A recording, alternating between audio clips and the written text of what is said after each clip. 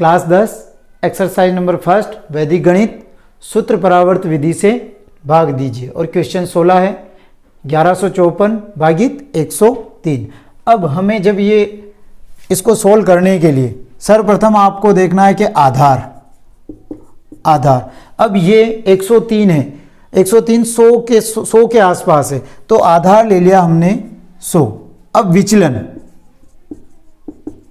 विचलन लेंगे। अब ये 100 से कितना ज़्यादा है, तो 100 से 3 ज़्यादा है, तो 100 से 3 ज़्यादा है, यानी 0,3 प्लस के। अब इसका परावर्त करना है। परावर्त का मतलब होता है उल्टा, जैसे प्लस है तो माइनस और माइनस है तो प्लस। अब इसका परावर्त हो गया -0,3, ये हमारा परावर्त हो गया। अब हम इसे सूत्र परावर्त से सोल्व करेंगे।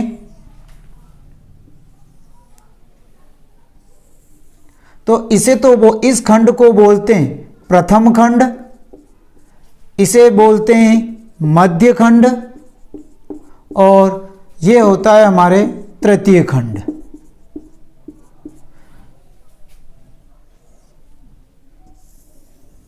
यहां पे हमारा भागफल आता है और यहां पे शेषफल आता है। जब हमें अब 1154 में 1154 संख्या है और हमें आधार है 100, तो इसमें से 2 संख्या तृतीय खंड में रखनी है। तो 54 इस खंड में रख दी, तो लास्ट में बची इसमें 11 मध्य खंड में रख दी। हमें ये जो संख्या है इसको 103 और हमारा विचलन है, विचलन आया हमारे पास में, विचलन है प्लस के 0,3 और परावर्त है -0,3, ये है हमारा परावर्त। अब इसमें आपको जो फर्स्ट वाली संख्या ऐसी की ऐसी लिखी, अब इस एक को जो परावर्त है उससे आपको सोल्व करना। अब एक को 0 से गुणा करेंगे तो 0, और अब एक को ये भी माइनस के, तो एक को -3 से गुणा करेंगे तो ये -3। अब एक में 0 प्लस करेंगे तो ये हो गया 1। अब इस एक को वापस इन दोनों से गुणा करेंगे, तो एक को 0 से गुणा किया 0, और एक को -3 से गुणा किया -3।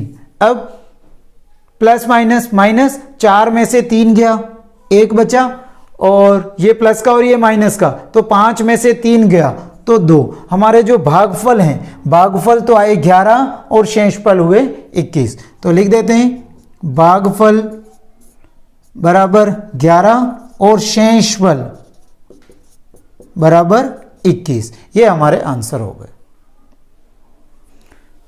17वां क्वेश्चन है 1358 भागित 113। तो हम इसमें आधार ये 100 के आसपास है, तो आधार हो गया हमारा 100। विचलन, अब विचलन है 100 से 113 कितना ज़्यादा है, तो 13 ज़्यादा है। अब ये 13 100 से ज़्यादा है तो प्लस के, और अगर 100 से कम होंगे तो माइनस के। तो अब इसका परावर्त करना है, परावर्त का मतलब उल्टा। अब प्लस है तो दोनों संख्या माइनस की हो जाएगी, -1 और -3। अब इसको हम 3 खंडों में बांट देंगे इसको। इसे प्रथम खंड कहते हैं, इसे मध्य खंड, और इसे तृतीय खंड कहते हैं।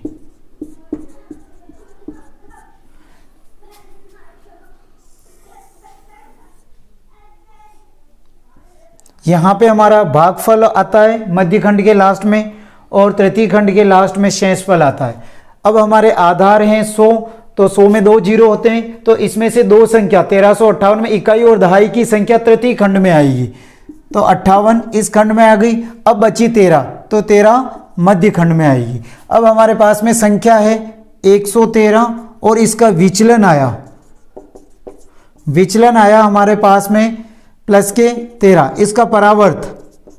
इसका परावर्त आया -1 और -3। ये फर्स्ट वाली संख्या ऐसी कैसी उतरी 1। अब 1 को -1 से गुणा करेंगे तो -1, और 1 को -3 से गुणा करेंगे -3। अब इसको सोल्व करेंगे तो प्लस माइनस क्या होगा, माइनस, तो 3 में से 1 गया तो इधर बचे 2। अब 2 को -1 से गुणा करेंगे -2 और 2 को -3 से गुणा करेंगे -6।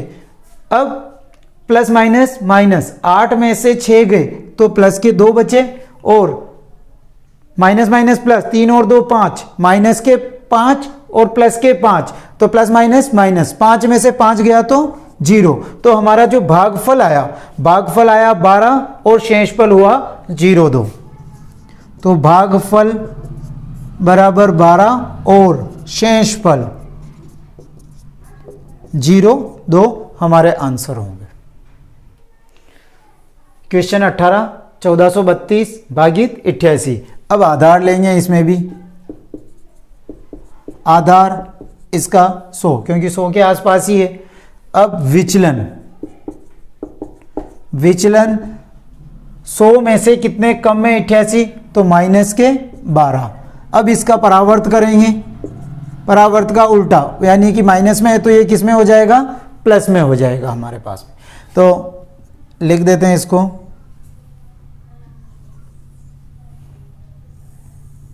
ये हमारा प्रथम खंड,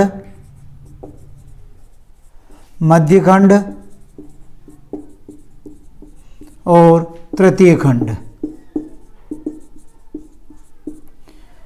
आधार 100 है तो जो 1432 में दो संख्या इकाई और दहाई की संख्या तृतीय खंड में आएगी, तो 32 इस खंड में और 14 बचे जो वो अपने आएंगे मध्य खंड में।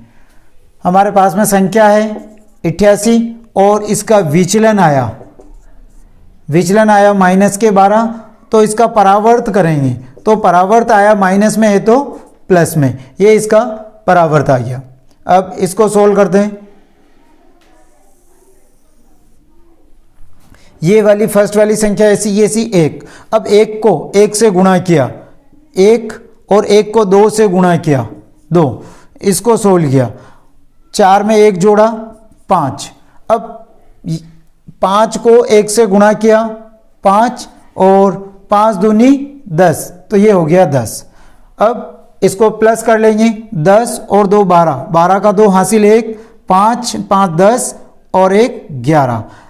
112 हमारा तृतीय खंड में शेषफल आया, जबकि हमारे भाजक क्या है 88, तो इससे ये ज्यादा है। अब इस संख्या में इसका एक बार भाग लगाते हैं कि 112 में हम 88 का भाग लगाते हैं। एक बार गया, अब इसको घटाया 4 24, तो 24 हमारे शेषफल बच रहे हैं। तो हम क्या करेंगे, भागफल तो गया 1 और इसमें से जो ये 88 इसमें से घटा देंगे, तो भागफल वाले कॉलम में 1 इधर लिखेंगे और जो ये 88 112 में 88 तो ये 88 इस कॉलम में आ जाएंगे।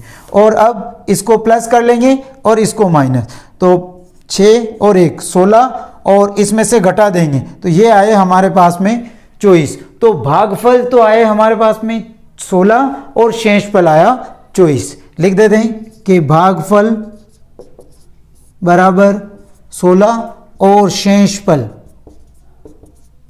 बराबर 24 जो हमारे आंसर है। क्वेश्चन नंबर 19 है 14,885 भागित 123। ये हमारा मोस्ट इंपॉर्टेंट क्वेश्चन है, कम से कम इस क्वेश्चन को आप अच्छी तरह से कंप्लीट करें। अब हमारे पास में है 123, तो 123 है 100 के आसपास, तो आधार हमारा जो आधार होगा वो होगा 100। अब विचलन 100 से कितना ज़्यादा है 23 ज़्यादा है, तो प्लस में ज़्यादा है तो ये प्लस का चिन्ह। अब इसका निकालेंगे परावर्त का होगा उल्टा, अर्थात प्लस का है तो दोनों संख्या माइनस की हो जाएगी, तो -2 और -3 ये हमारा परावर्त हो गया -3। अब इसे हम 3 खंड में विभाजित कर देंगे, प्रथम खंड, मध्य खंड और तृतीय खंड। प्रथम खंड, मध्य खंड और तृतीय खंड।